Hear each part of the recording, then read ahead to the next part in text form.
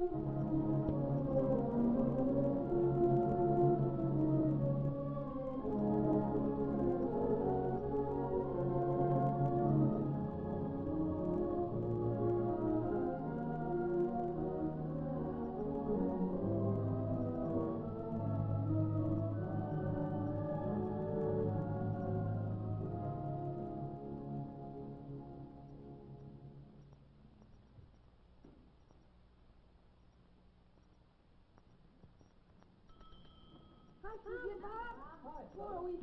we please have a drink of water, Uncle Bob? You certainly may. That's one thing I have plenty of. Help yourself. Boy.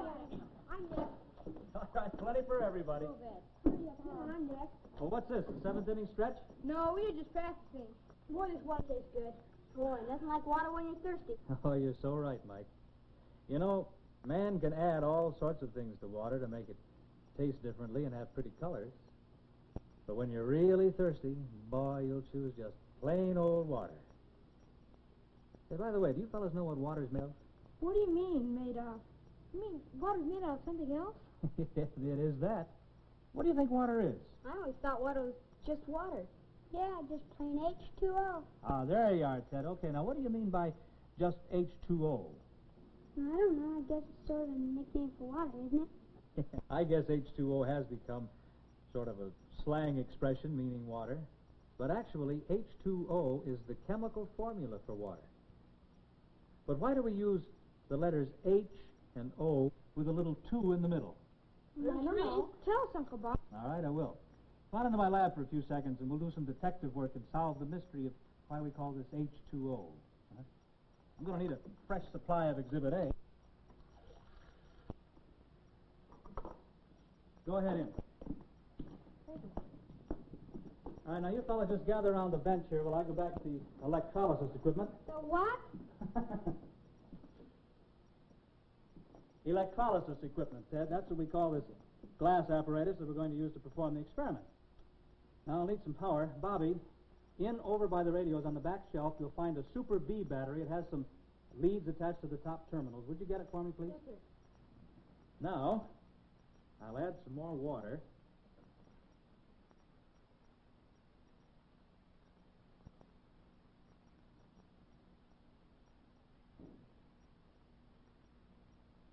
There. You want it, Bob? Yeah, that's it, Bobby. Fine. Thank you. Okay, now, fellas, I want you to watch these little platinum electrodes in here very, very closely. Because when I attach the battery, the current will flow through the water, and you'll see something very, very special start to happen. Hey, look at the bubbles. Yeah, look at them. Right. Little bubbles are starting to form. Where do the bubbles come from?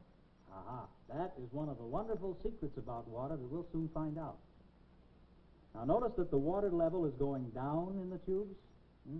As the bubbles continue to appear, the water disappears.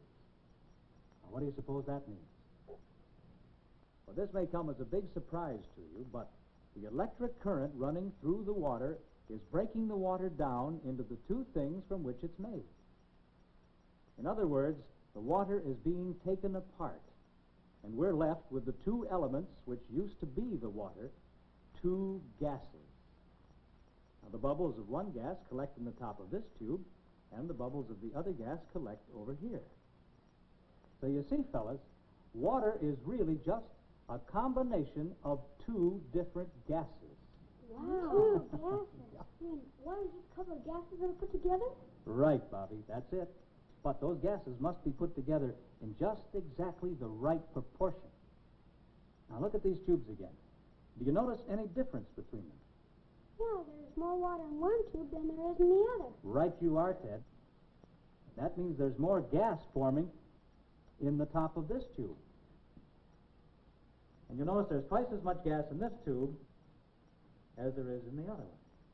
But how do you know which gas is which? Well, that's a good question, Milton.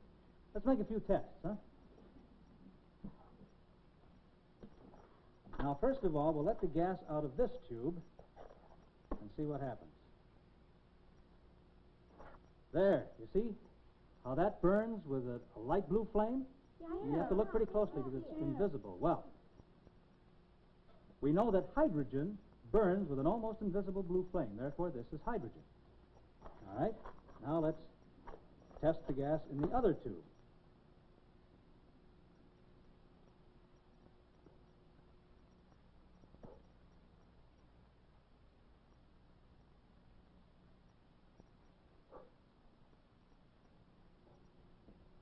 There.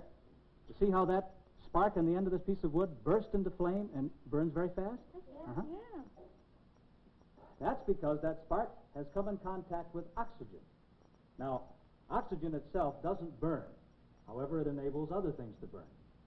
So, by this experiment, we know that water is made up of two gases, hydrogen and oxygen. Now,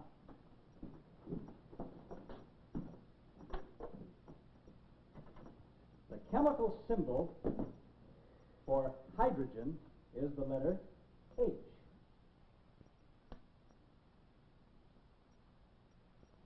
And to represent oxygen, the letter O is used. But we call it H2O. What does the little 2 mean?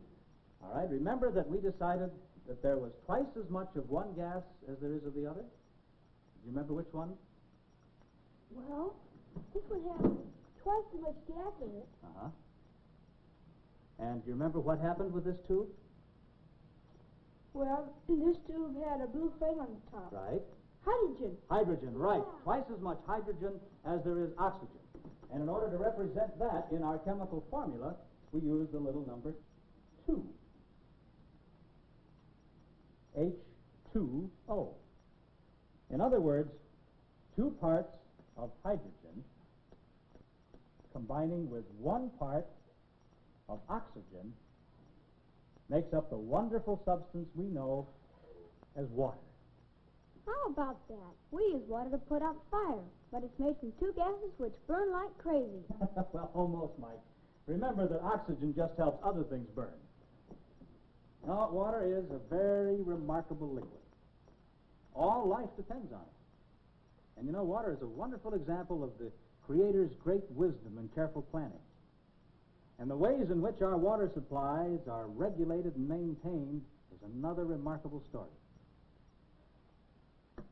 You see, about 3/4 of the entire surface of the earth is covered with water. The rivers and the lakes and the oceans and the streams. But as you know, the snowflakes and the raindrops that are formed in the clouds above the earth are formed from water that is in the air. Rising from the surface of the oceans and lakes and rivers and streams are tiny particles of water, which usually are so small that you can't see them. Water in this form is called vapor. And the process by which water changes from a liquid to vapor is known as evaporation.